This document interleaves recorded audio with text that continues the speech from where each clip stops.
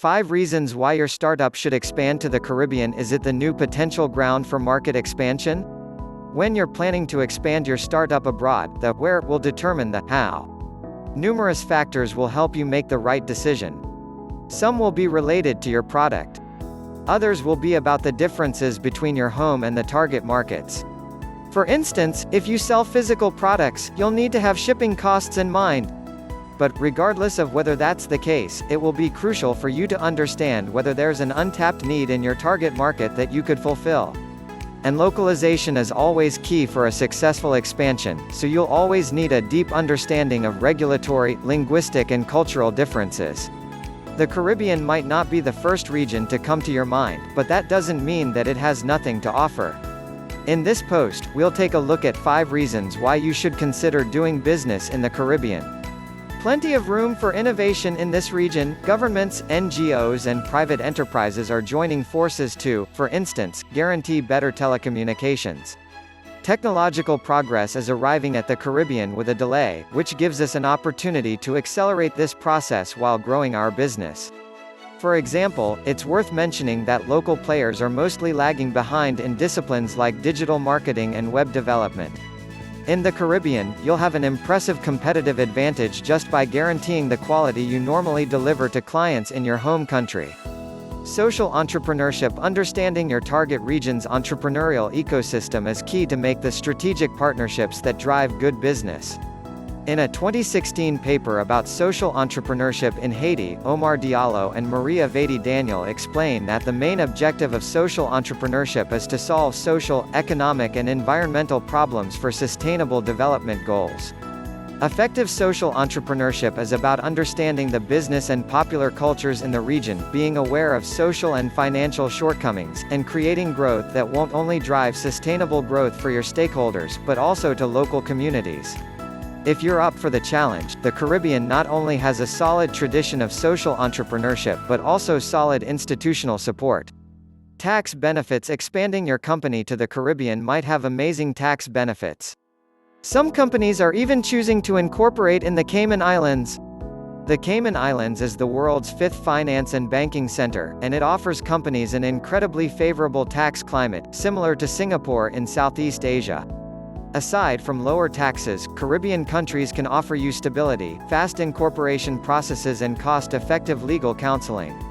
But incorporating offshore, while cost-effective, might dissuade some investors, who might want the transparency that they know that their local institutions guarantee. This can be fixed by having your funding agreements designed for transparency by an experienced law firm. The blue economy. The blue economy is defined as t economic activities that take place in the ocean, receive outputs from the ocean, and provide inputs to the ocean. For decades, experts have stated that the new frontier for the Caribbean's economic growth is the ocean. And NGOs are working to help preserve the Caribbean Sea, as a way of preserving the country's capital. More specifically, their ocean's natural capital assets. During the 2015 G20 Development Working Group, several Caribbean countries expressed their desire to make policy-related moves towards a blue economy. Since then, organizations such as the World Bank have collaborated with governments, research institutions and private entities to lay the groundwork for a solid, sustainable blue economy. Since 2014, 5 national ocean policies have been created in the region, along with a series of institutions that make the scientific and governance-related leap to a blue economy possible. For ocean-focused startups, the Caribbean is the place to be. An educated, multilingual workforce. While English isn't the official language of all Caribbean countries, you can make yourself understood while speaking English, practically anywhere you go. With a complex, culturally diverse past, and tourism as one of their highest-grossing industries, Caribbean countries are mostly multilingual. And, with geographical proximity to Mexico and the US, comes a set of shared cultural codes.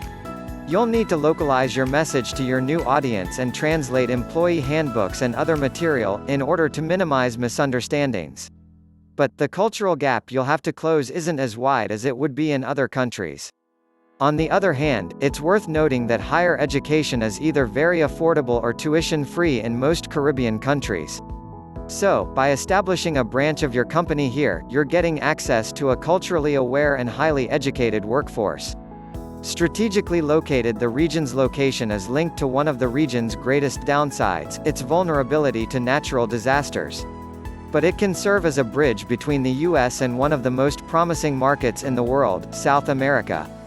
If you're in the US, you're nearer than you think to a whole new market with enormous innovation potential.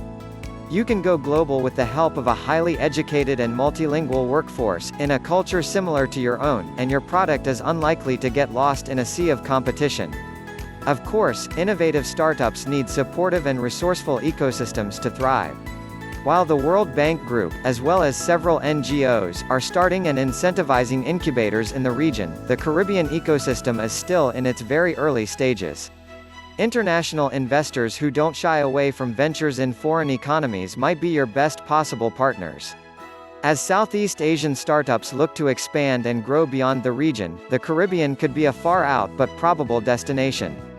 Instead of competing with giants in India and China, which are the obvious gateways for rapid expansion, startups can use the learnings from overcoming regional diversity and slow regulatory growth here and excel in the multicultural islands of the Caribbean.